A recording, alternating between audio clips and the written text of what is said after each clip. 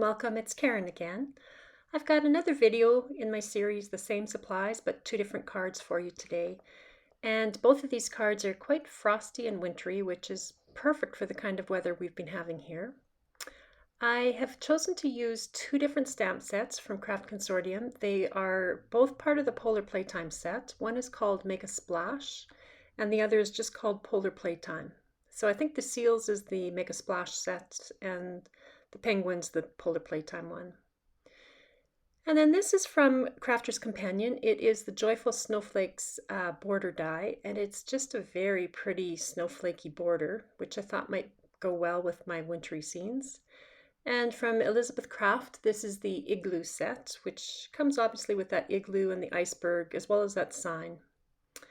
And the thing that really inspired me to make these was this paper pad. It's new from Craft Consortium, but there is one page, this page, that really caught my eye. It makes me think of looking up at an iceberg.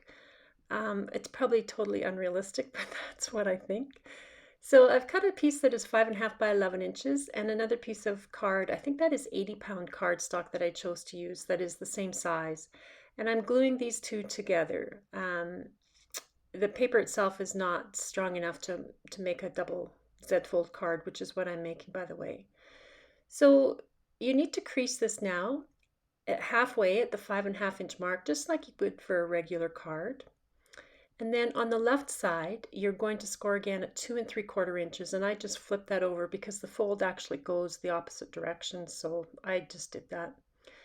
And then you're going to fold it in the middle in half, just like you would for a card. Now, you also don't have to make this 5.5 inches tall. If you want, you can make it a shorter card. I chose this one. It will be a square card in the end, but I really liked the height for putting on all these images. So then this flap you fold back towards you, and you can see I've already torn that paper, but there's no turning back now. So it's torn, and I'm just trying to be careful not to make it any worse. I did go over that with a Copic marker afterwards, and it sort of made it a little better. Okay, now you need another 11-inch wide piece of whatever, it could be pattern paper, or I chose white to make it more look like an iceberg. But you decide how tall you want that. So I was kind of guessing there how tall I wanted it. Now this iceberg, I'm not using it as an iceberg, but I am using the outline of it just to give an edge to my double Z piece, the piece that goes across. And for this, again, you score in the middle at 5.5 inches, but you can see it's going to be on the right-hand side where you want to get that second score line in the middle. So I flip it around and score it at 2 3/4 inches just because it's easy math. And I'm all about the easy math. And then you fold it back the opposite way. So it folds just the opposite of what you did with the base of the card, if that makes sense. So you can see there, when you put it together, you're going to get that box in the middle there, and it will cover up across. Now, whatever is inside there in that middle half is hidden. When the card is first in the envelope, you don't see what's on the inside. And I think that's the part of this that I love the most, that you can have a big surprise in there. So I'm kind of looking at how I'm going to put my images. I've colored them up. And I'm just realizing, well, it looks like they're floating in the ice or something. So I'm putting down this little piece of white cardstock for the penguins to have something to stand on. And I just glued that in, and then to put this side, I've also glued that seal on his iceberg there. And then on this side, all you want to do is put glue down on this left-hand side of this. You don't want to go past that that quarter, the first quarter of the card. You just want it to go right there. So just pressing that in.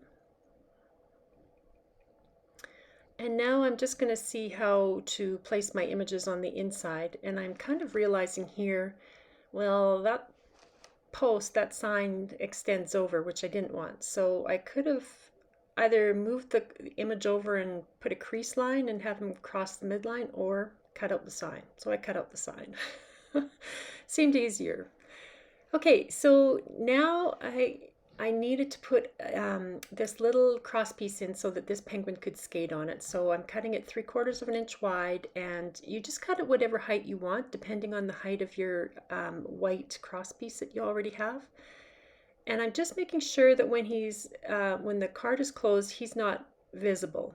So I did do it first once before when I was filming this, and it was too far over, so he stuck out when I had the card closed. So I'm moving him over a little bit so he doesn't show, lining up the bottom edge and just pressing that double-sided tape down onto the paper. And then to get the other side, you just press it all flat, remove the release paper, and then pull this cross piece over, and it will pick up where it's meant to pick up.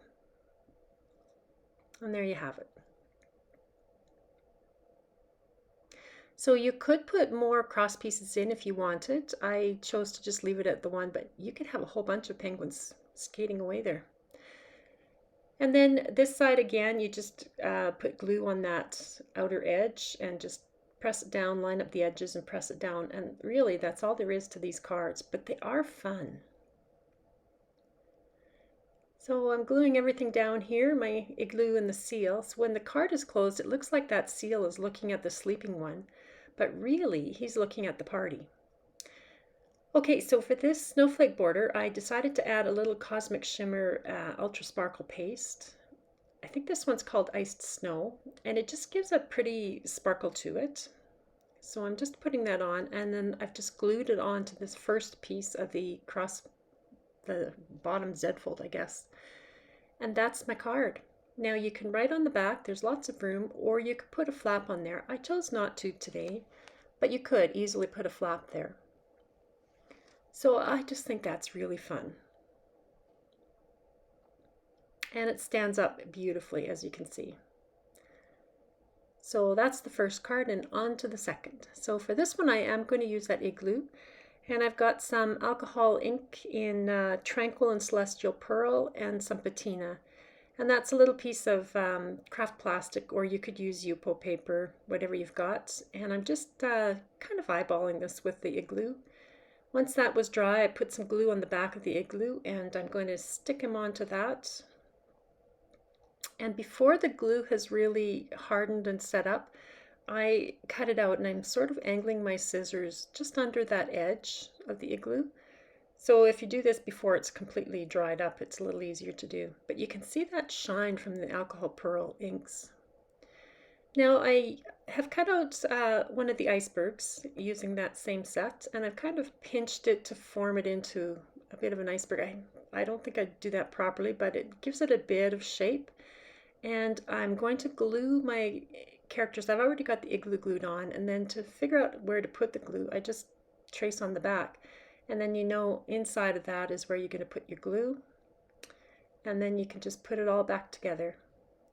So now my little penguin is glued to the iceberg, and I'm making this into a shaker card.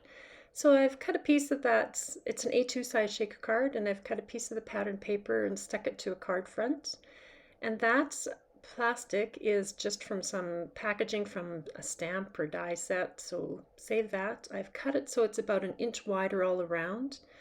And I've got some double-sided tape on all 4 edges, and I'm removing it from the bottom and the 2 sides. And then you're just going to fold that up and over. Just don't pull it too tight. You want your shaker bits to move around. So once you've got those 3 sides done, you can add the shaker bits in. And I've left my iceberg floating in there. I was hoping he would move more. It doesn't move that much. I was kind of disappointed in that, I have to admit. But it does move around a little bit, so it's like he's floating on the ocean. That was what I was going for anyway. And of course those shaker bits get away, but then you're going to fold this down. Now, I'm pretty clumsy in this. I'm not showing you terribly well, but I kind of do a triangle fold in on those corner pieces, and then I'm sort of holding those in and pulling it down, but not too tight again. Just leave a little bit of excess there so that it can shake around. Now on my card front, I've got double-sided tape on all 4 sides, and I've removed it on 2 opposite corners and a piece across the middle. And so all you do is you line up the unreleased side, so down the bottom right and the top left, If those two are lined up, then you can press it down in the middle and then just remove the release paper. It's what I usually do, and it works really pretty well. It's pretty tough otherwise to line these things up with that double-sided tape. So that's this card done. And yeah, there it does shake around. I don't know if you can really see that igloo moving or the iceberg moving, but it is. So there you go, 2 different cards, same supplies. I hope that's been fun for you guys. It was fun for me to make them, and I hope you'll join me again next time. Thanks so much and have a great day.